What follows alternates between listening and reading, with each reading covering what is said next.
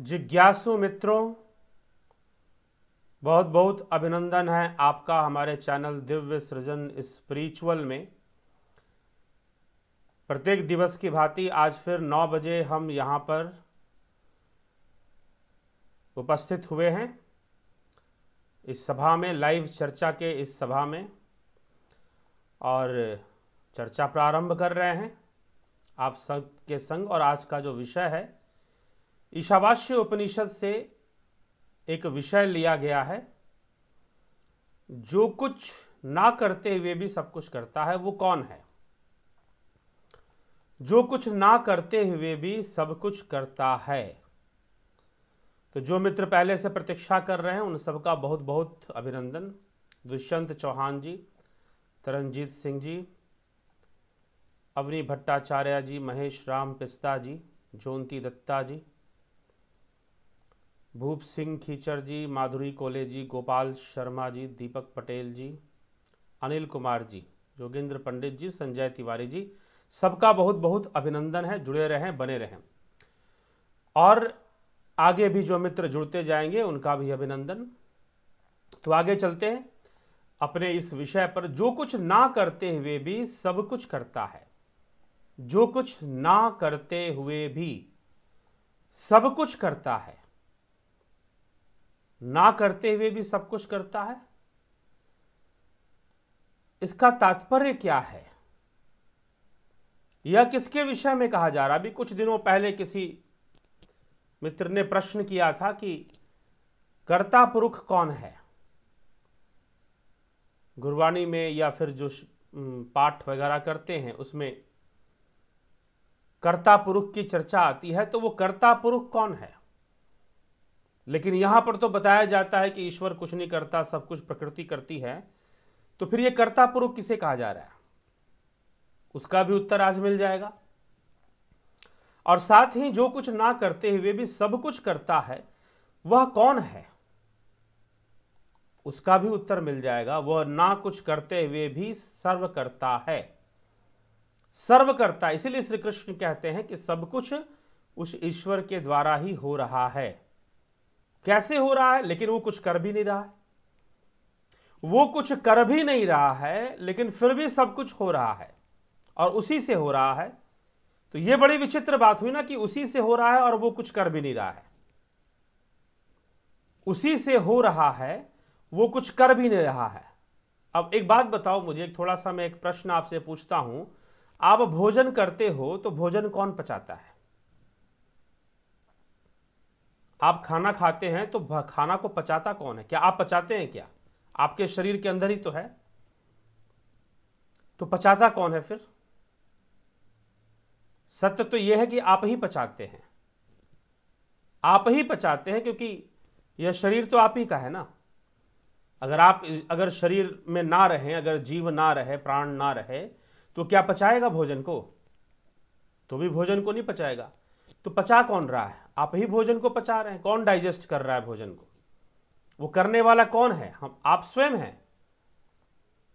आप स्वयं हैं। तो कैसे कर रहे हैं फिर? तो मित्रों, आज इस विषय को समझना है। और चलिए, मैंने एक उदाहरण आपको दिया,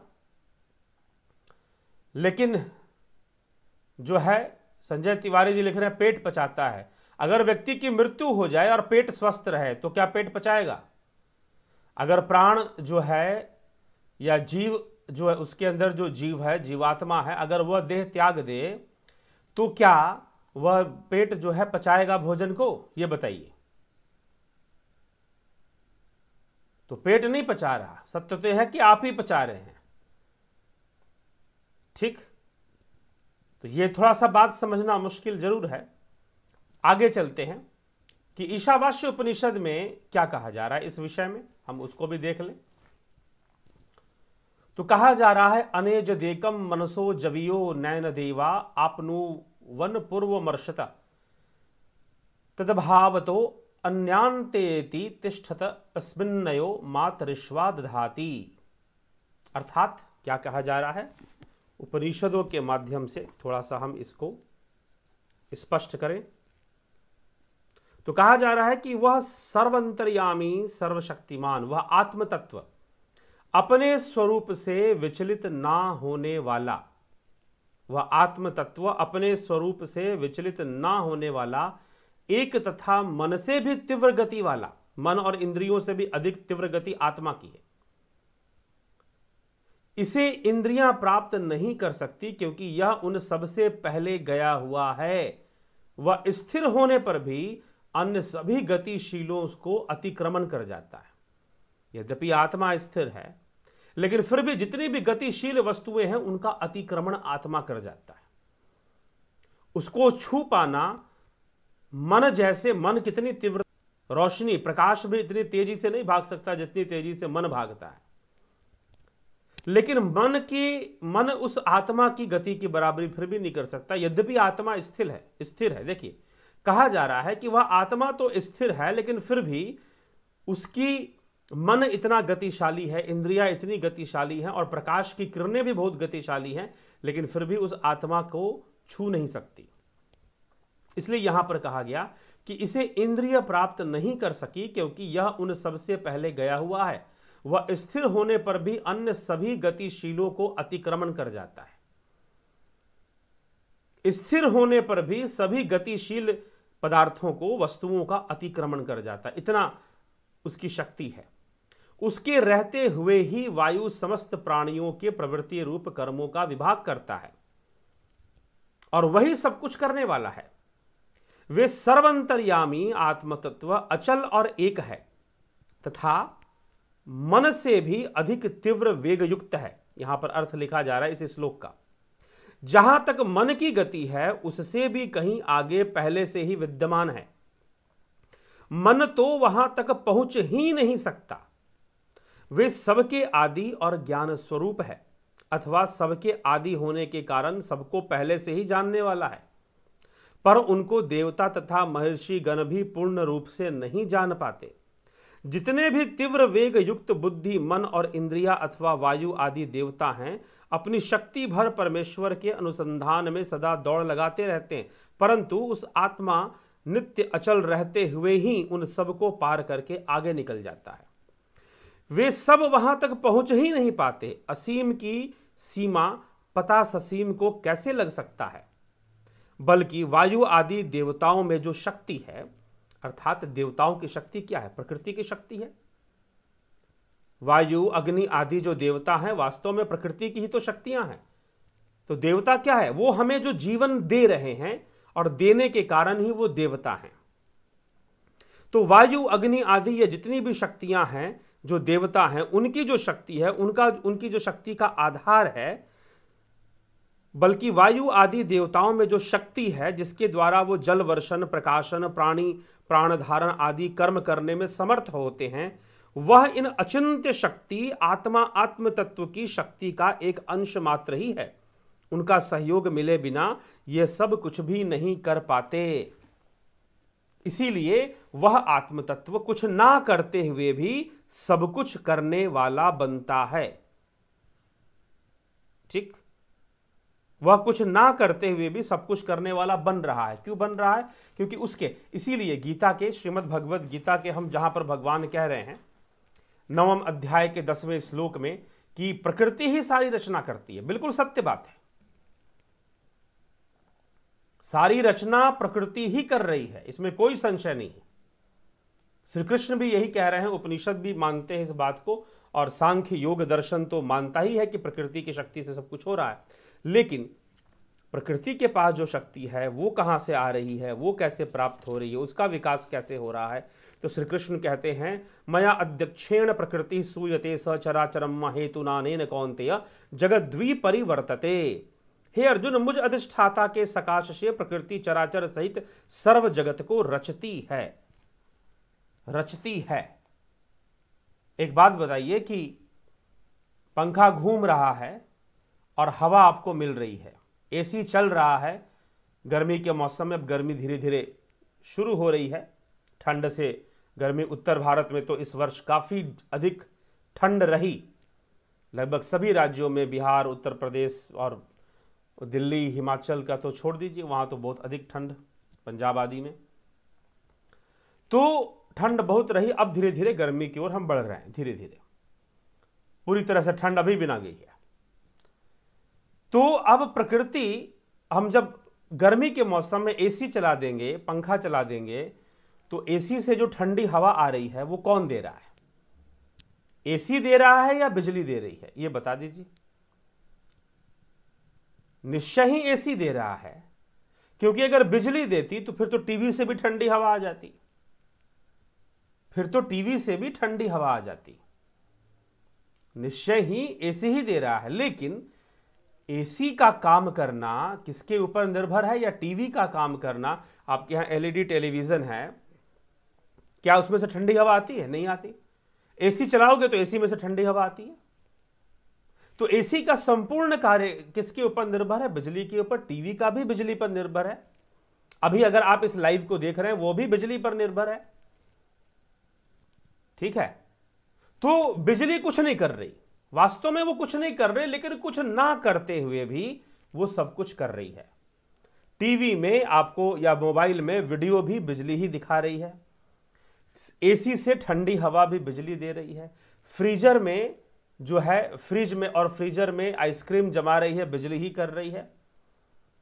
और आपके जो वो होते हैं माइक्रो ओवेंस होते हैं, उसमें अगर कुछ आप खाना पकाते हैं या गर्म करते हैं तो वो भी बिजली ही कर रही है। तो ये सारा काम तो बिजली ही कर रही है ना। लेकिन कैसे कर रही है? कैसे कर रही है? अनासक्त। अनासक्त अर्थात उसकी कोई नीयत नहीं है करने की, अनइंटेंशनली कर रही है, उसका कोई इंटेंशन नहीं है कुछ करने का, लेकिन फिर भी उसके सकाश से सब कुछ हो रहा है। वही श्री कृष्ण यहां पर अर्जुन को समझाते हुए कहते हैं कि जो भी रचना हो रहा है वह मेरे सकाश से प्रकृति रच रही है। तो प्रकृति के रचने के कारण वह गुणमयी है, वह त्रिगुणी माया से बन रही है। लेकिन जितनी भी क्रियाएं संभव हैं सजीव की, निर्जीव की, चर और अचर की, वह मेरे सकाश से ही संभव है। तो बिजली के उपकरण चाहे कुछ भी हो, एसी हो, टीवी हो, फ्रिज हो, आजकल इलेक्ट्रिक व्हीकल्स आ गए हैं, ईवी का जमाना आ गया है, तो चाहे ईवी हो, वो सब बिजली ही चला रही है, बिजली ही चला रही है सब। तो इसीलिए सब सकाश से, ईश्वरीय सकाश से सब हो रहा है, इसलिए वो कर्ता पुरुष, वो कर्ता पुरुष कहलाता है। इसलिए ईश्वरीय सत्ता का महत्व, लेकिन वो अनइंटेंशनली करता है। अनइंटेंशनली, उसे उसका कोई इंटेंशन नहीं है कि कोई व्यक्ति सुखी हो जाए, उसका कोई इंटेंशन नहीं है कि कोई व्यक्ति दुखी हो जाए। सुख और दुख मिलना यह सब प्रकृति के गुणों के वशीभूत है।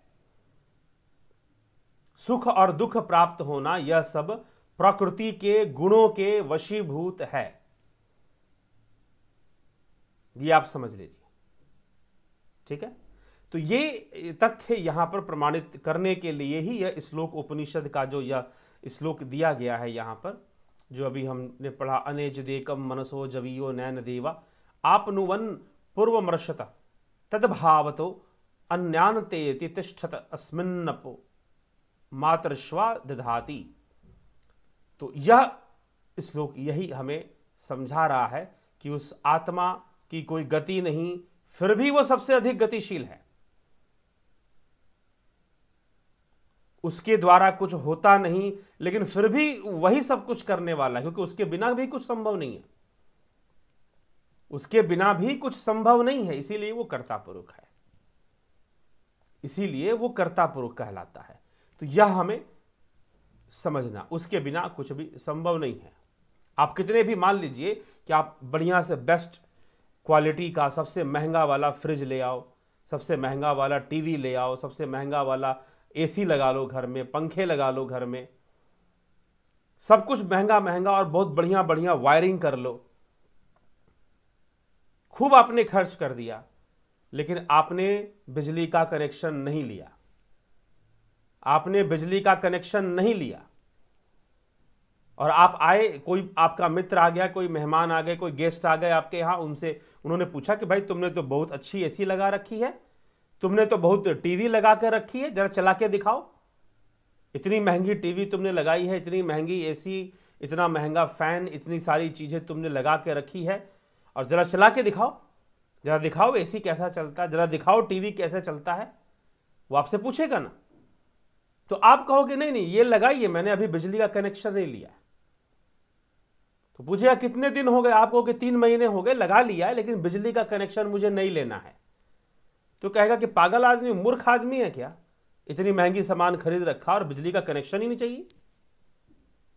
ठीक है, तो समझिए उसके सकाश से सब कुछ चल रहा है, वो चला नहीं रहा है।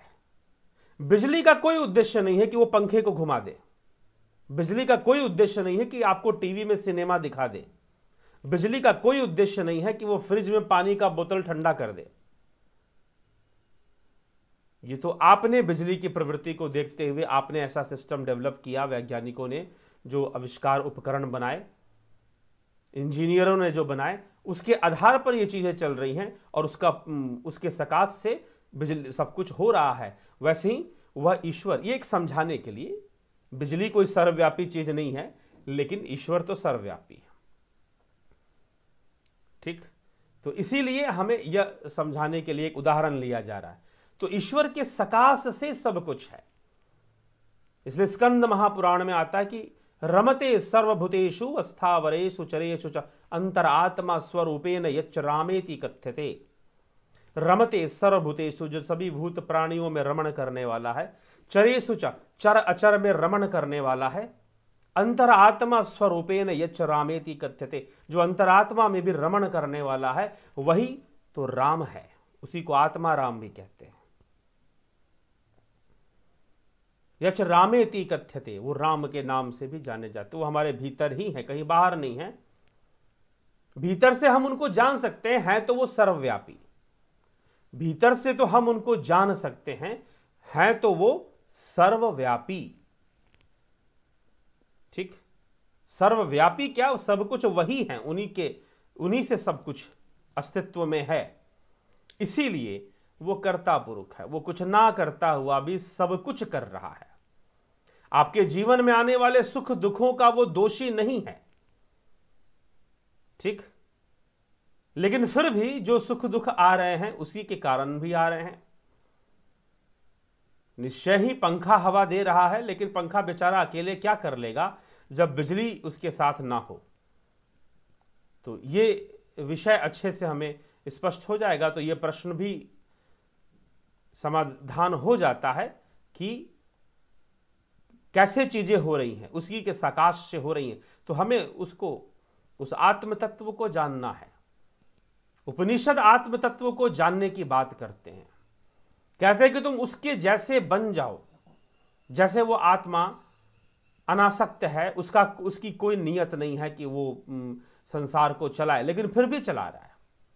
वैसे तुम भी प्रारब्ध में आने वाले हर एक कर्म कर्तव्यों का पालन करते हुए आगे बढ़ते रहो। तो वो आत्मा कभी मलिन नहीं होती, आत्मा कभी मलिन नहीं होती है, वो शुद्ध ही रहती है। तुम भी उस आत्मा के जैसे ही बन जाओ, वैसे ही धारणा, योगी वैसे ही बन जाएगा। इसलिए अर्जुन से कहा जा रहा है तस्मात् योगी भवार्जुना, अर्जुन तो योगी बन जा, योगी बन जा। देख, मेरे लिए तो करने के लिए कोई कर्म नहीं है, फिर भी मैं कर्मों में बरतता रहता हूं। मुझे करने के लिए संसार में कोई कर्म नहीं है, फिर भी मैं कर्मों में बरतता रहता हूं। ठीक, तो ये हमें विचार करना चाहिए। उसी प्रकार से वह परमात्मा, वह परमेश्वर, वह कुछ ना करते हुए भी, वह परब्रह्म कुछ ना करते हुए भी सब कुछ करने वाला है, वह कुछ ना करते हुए भी सब कुछ। तो ये जो हमारा आज का टाइटल है, जो कुछ ना करते हुए भी सब कुछ करता है, वो कौन? वही आत्म तत्व है। उसी आत्म तत्व की चर्चा यहां उपनिषदों में, उपनिषद मुख्य रूप से परमात्मा परमेश्वर शब्दों का प्रयोग बहुत ही न्यून है। उपनिषदों में आपको आत्मा शब्द का प्रयोग मिलेगा, आत्म तत्व शब्द का प्रयोग ज्यादा मिलेगा उपनिषदों के अंदर। कुछ श्लोकों में ऐसा कुछ श्लोकों में ऐसा आपको मिल सकता है कि वहां परमात्मा शब्द का प्रयोग हुआ हो, लेकिन टीकाकार महोदय लोग आत्मा को ही परमात्मा करके लिख देते हैं। ठीक, तो लेकिन वहां पर शब्द आत्मा शब्द का ही प्रयोग हुआ होता है। तो इस तरह से उपनिषदों के सार को यहां रखने के लिए आज ये चतुर्थ श्लोक पर हमने चिंतन किया। कल हम चौथे, पांचवें, छठे श्लोक पर, चौथे पर फिर से और पांचवें छठे श्लोक पर और हम चिंतन आगे करेंगे। तो मित्रों, आपकी कमेंट्स देख लेते हैं क्या है। तो दुष्यंत चौहान जी, गुरुजी श्री कृष्ण ने मुझे अपने सारे जन्म, श्री कृष्णा मुझे अपने सारे जन्म याद हैं, तुझे नहीं। अर्जुन यहाँ वो आत्मा को कह रहे हैं या सूक्ष्म शरीर को, या आत्मा की यादाश्त या भावना होती है। जी हाँ, वो अपने आत्मा को ही कह रहे हैं वहां पर। ठीक है, वहां पर वो आत्मा को कह रहे हैं जो सिद्ध है, वह जीव जो सिद्ध है। तो जो श्री कृष्ण है वो योगेश्वर हैं। उन्होंने क्या कहा, ना तो माम शक्य से द्रष्टु मनने व स्वचक्षुषा दिव्यम ददामि ते चक्षु पश्यमय योगमैश्वरम। मेरे योगेश्वर रूप, योग सिद्ध रूप, योग सिद्ध रूप ही योगेश्वर रूप है। तो श्री कृष्ण योग सिद्ध हैं, इसीलिए वो सब जानते हैं, भूत का भी जानते हैं, भविष्य का भी जानते हैं। ठीक, तो वहां पर श्री कृष्ण अपने आप को योगेश्वर रूप में यह कह रहे हैं। ठीक, क्योंकि आत्मा तो निर्लिप्त है, इसीलिए हम यहां आत्मा को भी यहां पर नहीं लेंगे इस श्लोक में। हाँ, दूसरे श्लोकों में उन्होंने कहा कि अहमात्मा गुडाकेश्वर भूताश स्थित, कि मैं सभी भूतों में स्थित आत्मा हूं। तो वहां निश्चय ही आत्मा की चर्चा है, परंतु यहां पर योगेश्वर को, योगेश्वर कृष्ण ये कह रहे हैं जो शरीर नहीं है, योग सिद्ध हैं, योग सिद्ध हैं। तो योग सिद्ध योगेश्वर श्री कृष्ण यहां पर यह कह रहे हैं कि मैं तेरे सारे जन्मों को जानता हूं, क्योंकि वो आत्मज्ञानी हैं और वैसी अवस्था, योग की वैसी उच्चतर अवस्था को प्राप्त हैं, सूक्ष्म अवस्था को प्राप्त हैं, एकाग्र अवस्था को प्राप्त हैं, शुद्धा अवस्था को प्राप्त हैं। इसीलिए वह अपने योग बल से सब जानते हैं कि अर्जुन तेरे कितने जन्म हुए, बहूनी मैं व्यतीतानि जन्मानि तो चार्जुन तान्यहम वेद सर्वाणी नात्वम वेद परम तप। हे परम तप, तेरे मेरे बहुत सारे जन्म हो चुके हैं और मैं उन सब को जानता हूं, परंतु तू नहीं जानता। इस प्रकार से श्री कृष्ण ने अर्जुन को कहा है। तरनजीत सिंह जी, प्रणाम गुरु जी। एक ही भाव में रहने वाला व्यक्ति क्या वो अपने कामकाज करते हुए भी एक ही भाव में रह सकता है? एक ही स्थान पर बैठकर एक भाव में रहता है, कृपया मार्गदर्शन करें। जी हाँ, रह सकता है। एक ही भाव अवस्था को प्राप्त करने वाला व्यक्ति जल्दी से उसकी एक भावना का नाश नहीं होता है। वो तरह तरह के काम करते हुए भी एक उदासीन अवस्था में रहता है। उदासीन मतलब कि तरह तरह के कामों को बस वो करता है और शायद पहले से ज्यादा बेहतर करता है, क्योंकि तरह तरह की चीजें उसे डिस्टर्ब नहीं करती, तरह तरह के विचार भावनाएं उसे प्रभावित नहीं करती, तो उसमें भी उसकी एकाग्रता बन जाती है। तो इसीलिए एक ही भाव रहने वाला योगी जो है वो सारे कर्म कर सकता है। और जो एक ही भाव हो गया उसके लिए कोई ये प्रश्न बनता नहीं है। वैसे तो ये जो प्रश्न है वास्तव में उसके लिए नहीं बनता है, क्योंकि एक ही भाव होने वाला साधारण नहीं रहता, वह सिद्धावस्था में चला जाता है। ठीक है, हाँ यह है कि साधक को कुछ सेकंड के लिए एक ही भाव अवस्था का अनुभव हो जाए, कुछ सेकंड के लिए, तो वो एक साधक की बात है। लेकिन जो हमेशा एक ही भाव में चला गया है वह तो सिद्ध पुरुष है, वो साधक नहीं, वो सिद्ध हो चुका है। ठीक, तो इसीलिए उनके लिए फिर जो सिद्ध है वो तो क्या ना करके दिखा दे, उनसे कौन सा कर्म छूटने वाला है, क्या छूटने वाला है, सब कुछ कर सकते हैं। तो यह समझना चाहिए। तो इसीलिए उसको इसमें कोई वो बात नहीं है। जो सिद्धावस्था है वो तो क्या से क्या करके दिखा देगा। गुरुजी, जब एक ही भाव होता है तो कुछ भी इस संसार की भाग दौड़ करने का मन ही नहीं करता, सब व्यर्थ से लगता है। जी नहीं, ऐसा कुछ नहीं है, ना ही व्यर्थ लगता है और ना ही सार्थक लगता है। ठीक, इसीलिए तो अर्जुन से कहा जा रहा ना कि जो तेरे लिए जो कर्म है जो तेरे लिए नियत कर्म है करता हूं। अभी यह एक भाव अवस्था नहीं, जिस अवस्था की आप बात कर रहे हैं वह एक भाव वास्तव में है ही नहीं। ठीक, इसलिए कई बार हम बहुत क्षणिक रूप से एक भाव होना, मैं आपको थोड़ा सा उसके बारे में बता देता हूं। पहले तो आपका एक भाव अवस्था में आप तरंगित रहते हैं, तरंगित,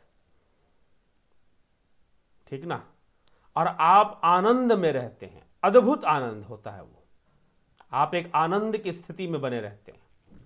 तो जब आप आनंद की स्थिति में बहने रहते हैं तो आपके लिए ये सोचने के लिए कहाँ रहा कि क्या व्यर्थ है और क्या सार्थक है। जहां पर यह सोच बनी हुई है कि क्या व्यर्थ है और क्या सार्थक है, वहां अभी एक ही भाव कहां है। वहां तो ऐसा तर्क भी नहीं रहेगा कि क्या व्यर्थ है और क्या सार्थक है।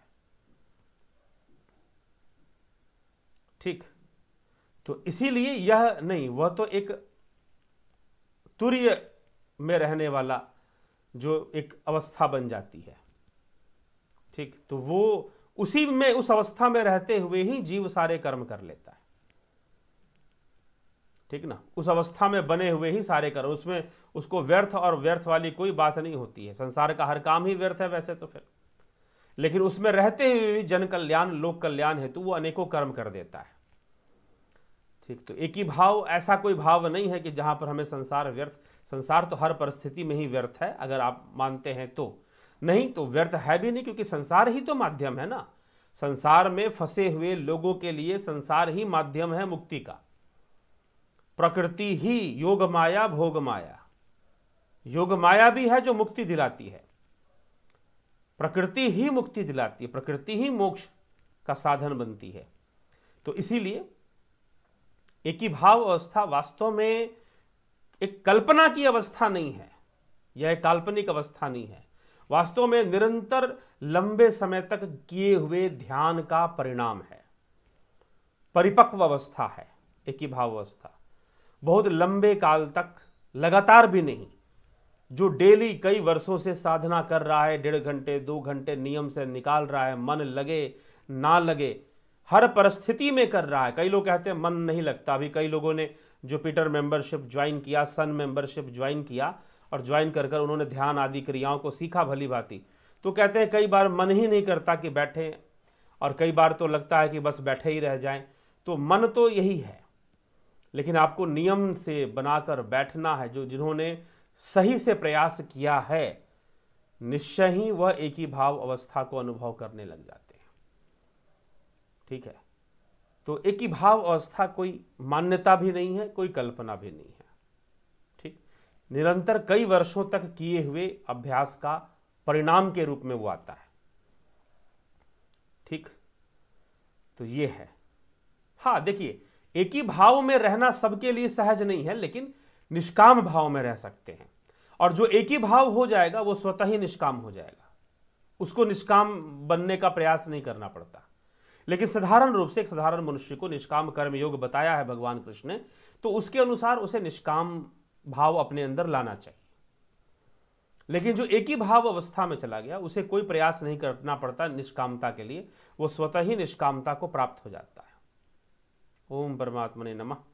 गुरुजी, समाज में कुछ लोग चोरी और व्यभिचारी जीवन अपनाकर दिन ब दिन वह उन्नति भी किया और सदा असामाजिक पाप कर्म में लिप्त रहा, ऐसा क्यों हुआ?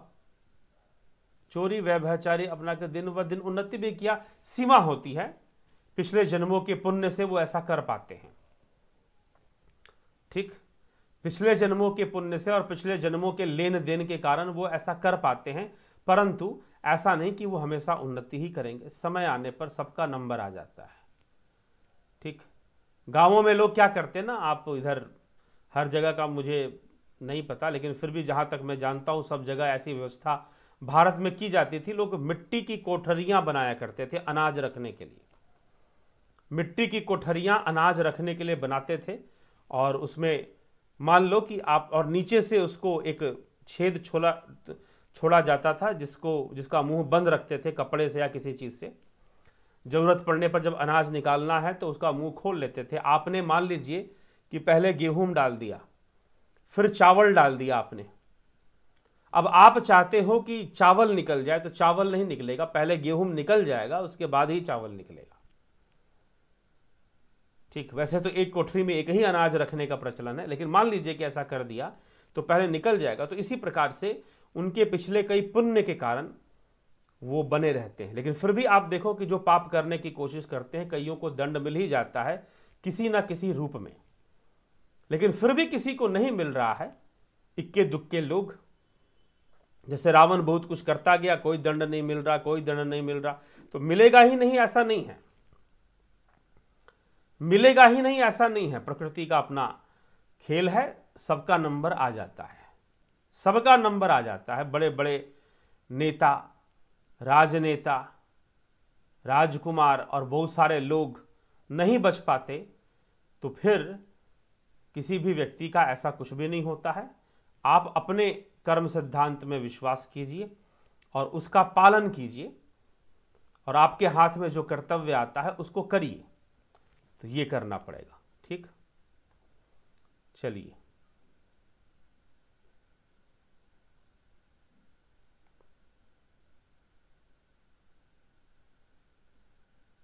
ईशावास्य उपनिषद 16वां आएंगे, उस पर चर्चा करेंगे, अभी तो बीच में और भी श्लोक हैं।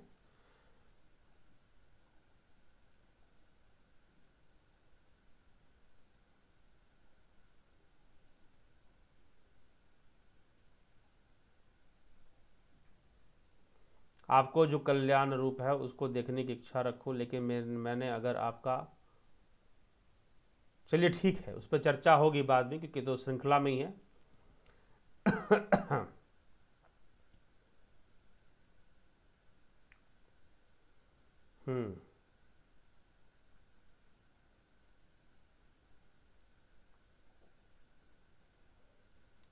वैश्नर पंच, वैश्नर क्या होता है? वैश्वानर, हर हर महादेव।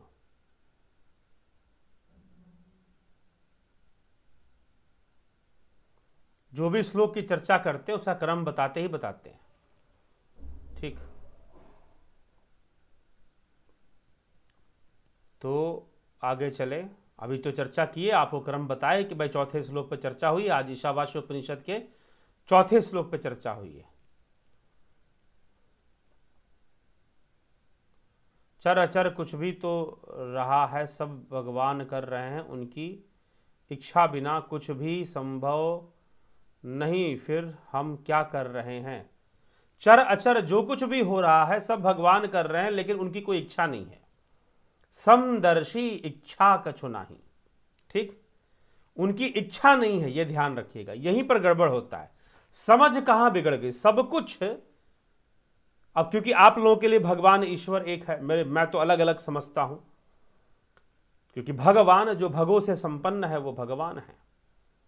ईश्वर तो भावातीत, ब्रह्म तो भावातीत है, यद्यपि वही सगुण हो रहा है, भाव में आ रहा है, लेकिन वो सर्वव्यापी अपने भावातीत अवस्था में है। तो वही सब कुछ कर रहे हैं, लेकिन उनकी कोई इच्छा नहीं है, ये ध्यान रखिएगा। अनइंटेंशनली, नो इंटेंशन, उनका कोई इंटेंशन नहीं है कुछ करने का।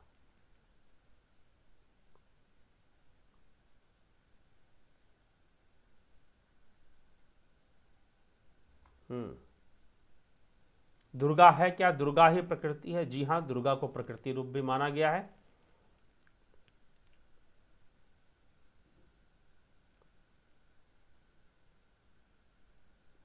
एक बार प्रकृति पर अलग से आपकी भाषा में वीडियो बनाए, पहले बना हुआ योग शास्त्र में के चैनल पर जाएंगे, उसमें बना हुआ वैसे एक वीडियो, लेकिन आप कह रहे हैं तो एक वीडियो जरूर आएगा इस विषय पर।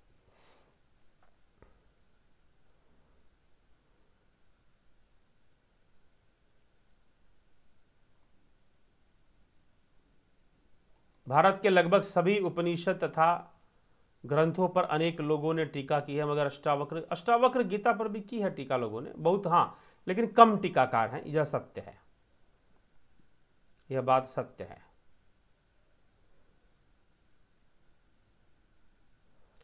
गुरुजी, तत्वदर्शी संत की पहचान हम संसारी में कैसे पहचाने और तत्वदर्शी संत के ज्ञान में ज़्यादा गुणों होते हैं। गुण की वाली कोई बात नहीं है। तत्वदर्शी जो तत्व की चर्चा करेगा, तत्वदर्शी तत्व की चर्चा करेगा, ठीक है। बाकी माया की चर्चा करेंगे, तो चर्चा से ही आप समझ सकते हैं। तो तत्व की चर्चा करना, यह भी आपको पता होना चाहिए कि तत्व क्या है, तभी जाकर तत्व की चर्चा समझ में आएगी।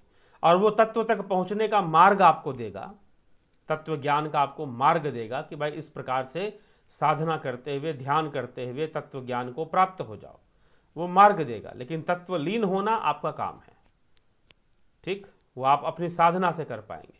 इसीलिए जो माया की चर्चा करे, इधर उधर की चर्चा करे, और जो तत्व की चर्चा करे और तत्व ज्ञान के मार्ग पर चलने का मार्ग दे, आपको विधि दे, ठीक, उसी से आप पहचान सकते हैं, और दूसरा कोई उपाय नहीं।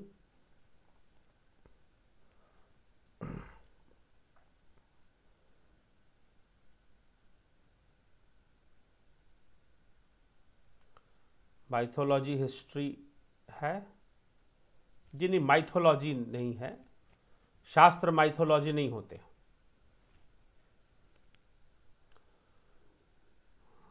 इंसान बुरे कर्म क्यों करता है? तमोगुण के वशीभूत, रजोगुण के वशीभूत, अहंकार के वशीभूत बुरे कर्म करता है। जीवात्मा की संख्या फिक्स्ड है जी? नहीं, यह तो प्रकृति है, बनाई जा रही है, ठीक ना। तो इसीलिए इसमें ये फिक्स वाला, हाँ, एक सिस्टम में आप एक चीज को फिक्स मान सकते हैं ओवरऑल, लेकिन परिवर्तनशील है, परिवर्तनशील है, ठीक ना।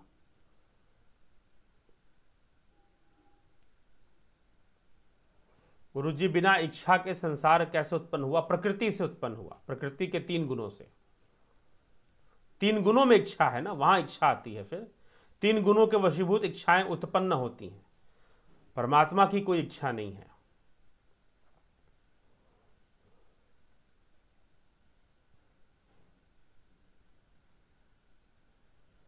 तो सब जीव मनुष्य में अवतार कैसे ले रहे हैं?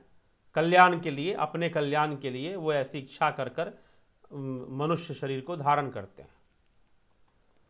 क्योंकि मनुष्यों की संख्या बढ़ती जा रही है, तो मनुष्यों की संख्या बढ़ रही है, तो जीव जो है अपने उसमें अपने कल्याण हेतु मनुष्य देह धारण करते हैं, ठीक। बढ़ रही है तो घटती भी है, प्रकृति घटा भी तो देती है। समय है, घट भी जाएगी, समय आएगा।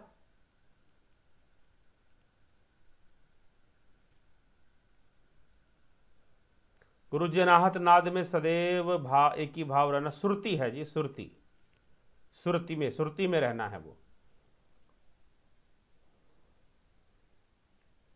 अच्छे लोग दुख पाते हैं, बुरे लोग सुख पर पूरा वीडियो बनाए। अच्छे लोग दुख पाते हैं और बुरे लोग सुख पाते हैं, ऐसा कुछ भी नहीं है। ये तो आपका एक वहम मात्र है, ठीक है, कि अच्छे लोग सुख पाते हैं और बुरे लोग सुख नहीं पाते, तो बुरे लोग सुख पाते हैं और अच्छे लोग सुख नहीं पाते हैं, ऐसा कुछ भी है ही नहीं। अच्छे लोगों की क्या परिभाषा है? क्या जो दुखी हो रहे हैं वही सारे अच्छे हैं क्या? सब अपने अपने कर्मों का फल भोग रहे हैं, बस। तो इसमें ऐसा कुछ नहीं कि अच्छे लोग दुख भोग रहे हैं और बुरे लोग जो है वो बड़ा सुख भोग रहे हैं, ऐसा कुछ नहीं है। तो ये आप समझ के चले। हाँ, किसी किसी का समय होता है, काल होता है, किसी किसी को समय में अपनी मन मर्जी की छूट प्रकृति के द्वारा उसे मिल जाती है, तो कुछ समय के लिए वो कर लेता है, कुछ समय के लिए वो कर लेता है, ठीक है। तो ये हमें समझना पड़ेगा।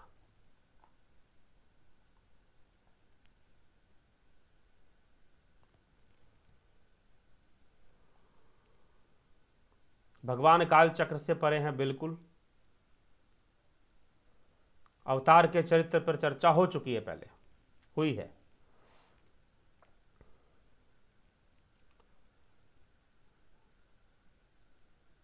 अगर सुख को दुख, दुख को सुख माना जाए तो कोई दुख नहीं, कोई सुख नहीं। मानने का कोई विषय नहीं है, मानने की अवस्था से ऊपर रहिए। जानने की अवस्था में आइए, जानने की अवस्था में। ठीक है, हम कोई दुख को सुख मान ले, किसी को 10 डंडे पड़े तो क्या वो उसे सुख मानेगा? प्रैक्टिकल बात नहीं रह जाती ना कि आप सुख को दुख मान लेंगे, दुख को सुख मान लेंगे, बस हो गया जी। क्या एक काल्पनिक जिंदगी जिएंगे, कल्पना में जिएंगे? जी नहीं। योगी बनिए, तस्माद योगी भवार्जुन। अर्जुन से कहा गया तस्माद योगी भवार्जुन, है अर्जुन तू योगी बन। वो बनने के लिए जब तक तैयार नहीं है तब तक सारी समस्या बनी रहेगी, हजारों लाखों प्रश्न भी बने रहेंगे। इसीलिए अंतर्मुखी होकर ध्यान करना चाहिए।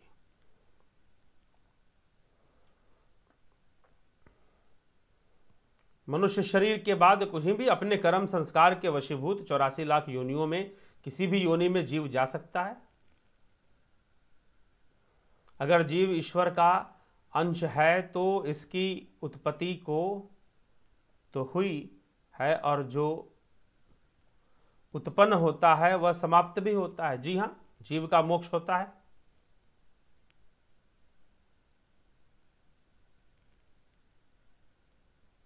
सहज अवस्था, एकी भाव अवस्था ही सहज अवस्था है। ज्ञान से आच्छादित जब हमें संसार की नश्वरता का ज्ञान और ईश्वरता का ज्ञान साथ में हो जाता है तो सहज अवस्था आ जाती है।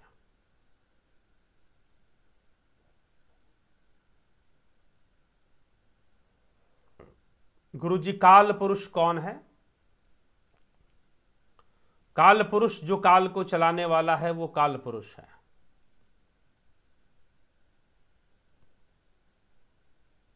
मन को शांत कैसे करें? मन को शांत कैसे करें बताइए, कैसे मन शांत होगा? मन, पहली बात तो मन अशांत क्यों है? मन की अशांति क्यों है? मन की अशांति इसलिए है क्योंकि आपने मन को क्या बजा दिया है, क्या बना दिया है? ढोल बना दिया है। कभी इधर से पिटा जाएगा, कभी उधर से पिटा जाएगा, 50 तरह के विचार, आपने उसका दरवाजा खोल रखा है। आओ भी भैया, जिसको आना है आ जाओ। तो कोई विचार प्रवेश करते रहते हैं और मन में जाकर हमारे मन का बैंड बजा देते हैं। तो चित्तवृत्ति निरोधा का जो मार्ग है वह शांति का मार्ग है। जितना बाहर जाओगे, जितना इंद्रिय अनुभूतियों की ओर भागोगे, तो 5 इंद्रियां हैं, आंख, कान, नाक, त्वचा, जिह्वा। तो इन 5 इंद्रियों से जो भी ग्रहण कर रहे हैं आप, वो अनेकों रूप में आ रहे हैं। तो ये संसार नित्य परिवर्तनशील है, संसार नित्य ही चंचल है, संसार नित्य ही अशांत है। जितना बाहर भागोगे उतने अशांत हो जाओगे, और जितना भीतर भागोगे, उस आत्मा की ओर भागोगे, उसको जानने की कोशिश करोगे, उतने शांत हो जाओगे। आपने पूछा ना कि मन को शांत करने का उपाय क्या है? तो यही उपाय है कि अंतर्मुखी होकर उस आत्म यात्रा में निकलो। Journey to self realization, journey to self realization. वह जर्नी को शुरू कर दो तो शांति मिलेगी। बाहर जितना भागोगे सुखी होने के लिए कि मुझे ये मिल जाए तो मैं सुखी हो जाऊंगा, मुझे वो मिल जाए तो मैं सुखी हो जाऊंगा, मुझे ऐसा मिल जाए तो मैं सुखी, वैसा मिल जाए तो मैं सुखी, जितना बाहर भागोगे, क्योंकि बाहर की दुनिया क्या है? अशांत है, नित्य परिवर्तनशील है। वह आत्मा ईश्वर है, वह परिवर्तनशील नहीं, वह नश्वर नहीं। उस आत्मा की ओर जाओगे, अंतर्मुखी होकर, आत्ममुखी होकर आत्मा की ओर जाओगे तो सुखी हो जाओगे, शांत हो जाओगे। शांति पाने का यही एक उपाय है। अरे भैया, एक बात बताओ, अगर गर्म चीज को छुओगे तो गर्मी ही तो मिलेगी, ठंडी चीज को छुओगे तो ठंडक मिलेगी, हीटर में हाथ डालोगे तो हाथ गर्म हो जाएगा, फ्रिज में डाल दोगे तो ठंडा हो जाएगा। वैसे ही यह संसार नित्य परिवर्तनशील है, चंचल है, अशांत है। इसकी ओर जितने भाग करोगे उतने अशांत हो जाओगे, और वह आत्मा नित्य शांत है, स्थिर है। उस आत्मा की ओर जब जाओगे तो शांत हो जाओगे। बस यही शांति का मार्ग है, यही शांति का मार्ग है। ठीक, जो आपने पूछा कि मन को शांत कैसे किया जाए।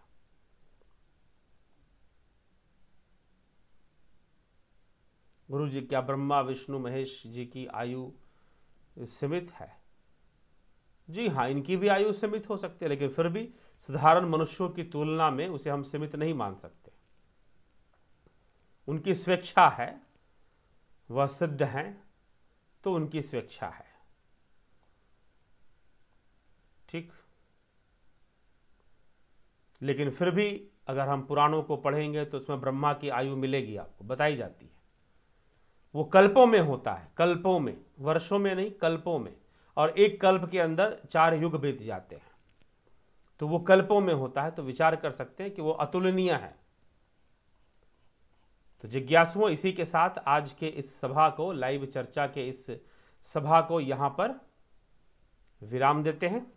बहुत अच्छा लगा आप सभी से जुड़कर, जिनका नाम मैंने नहीं पढ़ा, झमकराज थपालिया जी, पृथ्वीराज चौहान जी, माला शर्मा जी, राजू पाल जी, राम निवास मीना जी, योगेंद्र पंडित जी, अनिल कुमार जी, सबका बहुत बहुत अभिनंदन।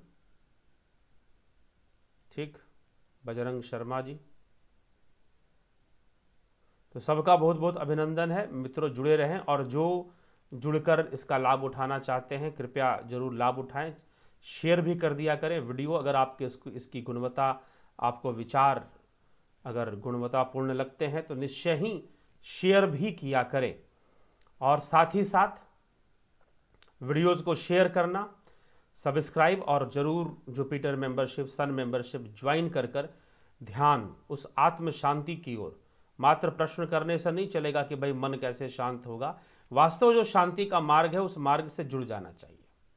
और जो साधना का जो साधना सिखाई जाती है, जो बताई जाती है इस मेंबरशिप कोर्स के अंतर्गत, उसे ज्वाइन कर निश्चय ही इसका लाभ उठाएं। कई लोग लाभान्वित हुए हैं, जो ना हुए उनसे जरूर कहूँगा कि वो लाभ उठाएं। अष्टांग योग पर आधारित इसमें स्टेप वाइज स्टेप साधनाएं कराई जाती है। लगभग टोटल 28 वीडियोज़ होती हैं। तो कोई ये मत सोच लेना, कोई मुझसे पूछा कि क्या वो 4 विधियों वाला, कोई 4 पदार्थ वाला कोई ज्ञान देते हैं? जी नहीं जी। ठीक, यहाँ तो आपको 27-28 वीडियोज़ हैं, जिसमें कि स्टेप वाइज स्टेप साधनाएं हैं, आपको करते हुए आगे आगे अंतर्मुखी होने तक ले जाया जाता है। ठीक, तो इसीलिए जब जानेंगे, अपना अनुमान लगा लेने से नहीं हो जाता है। चक्कर क्या है कि आदमी सोचता है कि हम इतना जानते हैं, इसके बाहर और क्या हो सकता है। कुएं का मेंढक वाला, समुद्र का मेंढक एक बार कुएं में चला गया, तो उसने पूछा, कुएं के मेंढक ने पूछा कि तुम कहां से आए भाई? उसने कहा मैं सागर से आया हूं। तो कुएं के मेंढक ने कहा कि सागर से आ गए? सागर कितना बड़ा? कितना बड़ा सागर? उसने कहा कि सागर बहुत बड़ा है। कि इस कुएं से बड़ा है? हाँ बहुत बड़ा है। कुएं के मेंढक ने छलांग लगाई और कहा कि इतना बड़ा है क्या? नहीं नहीं, ये तो कुछ भी नहीं उसके सामने। कुएं के मेंढक ने फिर 2 छलांग लाई, कहा कि 2 छलांग के बराबर। बोला कि नहीं नहीं, इतना नहीं, इससे भी बहुत बड़ा।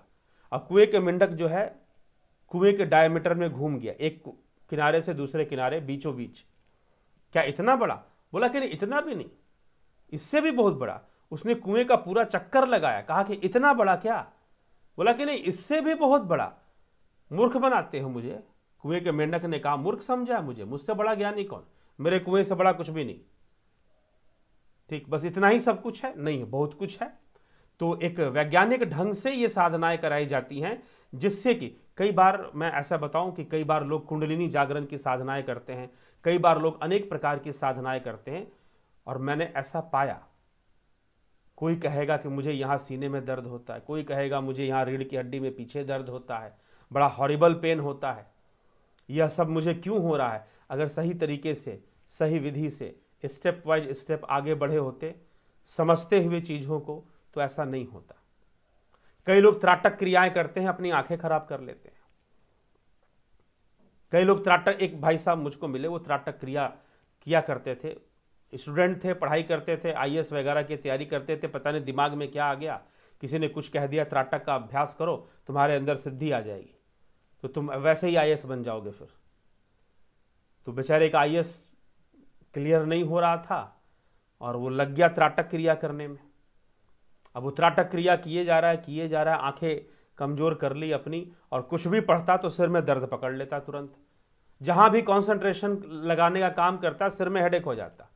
तो अनियमित रूप से, अधूरे ज्ञान से, little knowledge is dangerous thing हम जैसा कहते हैं, वो जो है शुरू कर देते हैं साधना और फिर बाद में पछताना भी शुरू कर देते हैं। ठीक है, तो मित्रों इसीलिए मैं यही कहूँगा कि जोर ज़बरदस्ती वाली बात नहीं, स्टेप वाइज स्टेप ध्यान करते हुए हम आगे बढ़ते हैं तो बहुत गहराई में उतरना सरल, समय में, बहुत कम समय में आप गहराई में उतर सकते हैं। ठीक, मेंबरशिप कैसे ज्वाइन करें? आप सीधा यूट्यूब पर ज्वाइन बटन क्लिक कीजिए और ज्वाइन कर सकते हैं, वैसे भी ज्वाइन कर सकते हैं।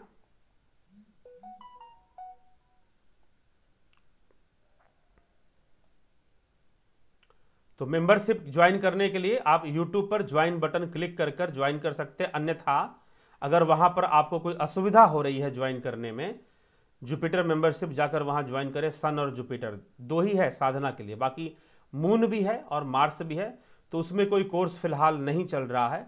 एक एस्ट्रोलॉजी का सिखाने का कुछ कोर्स है उसमें, तो वो अलग से चल रहा है, उसमें नहीं चल रहा है वो, उसके लिए अलग से कुछ लोग संपर्क किए हैं तो वो करेंगे। तो ये है, तो सन और जुपिटर यही मेंबरशिप आपको ज्वाइन बटन क्लिक कर कर वहां जाकर करना। अगर उसमें आप असफल हो रहे हैं या कोई असुविधा महसूस हो रही है तो हमें व्हाट्सएप मैसेज कर कर जानकारी ले लीजिए कि हमें मेंबरशिप के बारे में आपको बता दिया जाएगा, फिर आप ज्वाइन उसको कर सकते हैं।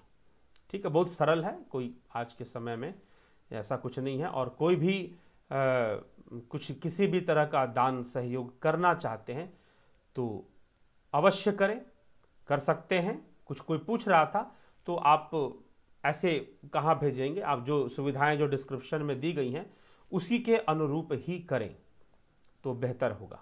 ठीक है, तो जिज्ञासुओं, अभी हम अपने इस कार्यक्रम को विराम देंगे, लेकिन साथ ही साथ सजग भी रहें, सचेत भी रहें, अपने धर्म के मार्ग पर साधना करते हुए एक साधक योद्धा बने। मात्र योद्धा ना बने, साधक योद्धा बने, योगी योद्धा बने, योद्धा योगी बने।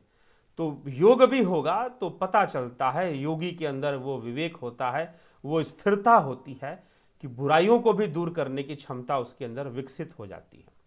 तो इसीलिए बुरी चीजों से बचें और अपने सनातन धर्म के प्रति भी सजग रहें और निश्चय ही प्रतिक्रियावान भी रहें, प्रतिक्रिया भी दिया करें। बिल्कुल न्यूट्रल होने की जरूरत नहीं है, क्योंकि सामाजिक, एक देखिए अभी हम यहाँ पर इस चैनल पर ज़्यादातर हम आध्यात्मिक बातें करते हैं, शास्त्रीय और अंतर्मुखी होने की बातें करते हैं, लेकिन कभी कभी कुछ कुछ वीडियो में आपने देखा होगा कि सामाजिक तथ्यों को भी रखा जाता है। जैसे मैंने पीछे राष्ट्र के ऊपर बोला था कि शास्त्र सम्मत तरीके से राष्ट्र क्या है उसको भी जानना चाहिए। इसलिए जो बाहरी माहौल है उसको भी समझना जानना चाहिए। और ऐसी दुखद घटनाएं जैसे कि दिल्ली में आपने सुना कि एक रिंकू शर्मा नामक एक युवक की किस प्रकार से हत्या हुई है, तो हमें ऐसी घटनाओं को रोकने के लिए भी स्वयं को सशक्त और सजग करने की आवश्यकता है। उसके लिए भी जरूरी है कि हम एक अच्छे साधक भी बने, क्योंकि साधक और योगी के कार्य करने का तरीका साधारण व्यक्ति की तुलना में बहुत अलग हो जाता है। वो ज्यादा सचेत ढंग से किसी कार्य को करता है। तो इसीलिए धर्म योद्धाओं को, जो चाहे किसी भी संगठन के नाम पर, रिंकू शर्मा किसी संगठन से जुड़े हुए थे, किसी भी संगठन के नाम पर आप धर्म योद्धा होने का दावा करते हैं या धर्म योद्धा बनते हैं, साथ ही साथ अर्जुन की भांति योगी भी बन जाइए, योगी भी बन जाइए, ताकि इंद्रियों, वाणी, इन सब पर एक मजबूत नियंत्रण आ सके, एक सचेत अवस्था में आप रह सके। तो निश्चय ही वैसे योगी योद्धाओं के द्वारा ही सामाजिक धर्म की स्थापना संभव है। तो हमें सजग सचेत जरूर रहना चाहिए। उन सब चीजों को हम नकार नहीं सकते, इग्नोर नहीं कर सकते। भैया डेली आपको घर में झाड़ू लगाना पड़ता है, सफाई करनी पड़ती है। मत करो, कौन कह रहा है करने के लिए? नहीं करोगे तो खुद ही बीमार पड़ोगे, खुद ही परेशान हो जाओगे। इसलिए ये मत सोचना कि हम कबूतर की तरह आंखें बंद कर लेंगे और कुछ नहीं होगा, ये मत सोच लेना। इसलिए स्वयं को सशक्त करने में लगे रहना चाहिए, इसमें कोई दो राय नहीं है। जरूर प्रयासरत रहना चाहिए उसके लिए भी। और सभी देशवासी चाहे जिस भी देश के किसी भी कोने में रह रहे हों, उन सभी सनातन धर्मियों को इस बात पर बाह्य अपने देखिए अंदर से तो हमारे अंदर मजबूती आएगी ही आएगी योग साधना से, लेकिन सामाजिक मजबूती के लिए भी हमें अंदर से मजबूत होना जरूरी है। इसलिए योगी बनना जरूरी है और योग करते हुए सामाजिक धर्म की रक्षा भी जरूरी है, ठीक ना। उसके लिए भी स्वयं को सशक्त करना आवश्यक है, तो उस पर कोई ध्यान नहीं देना वह भी उचित नहीं होगा।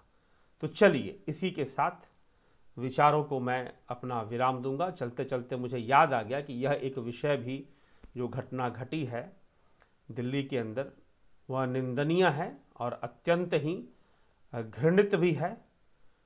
तो वैसी घटना ना घटे, अगर हम और सजग हो जाएं और संगठित हो जाएं और सचेत हो जाएं तो धीरे धीरे यह सब भी रुक जाएगा। बहुत बहुत धन्यवाद।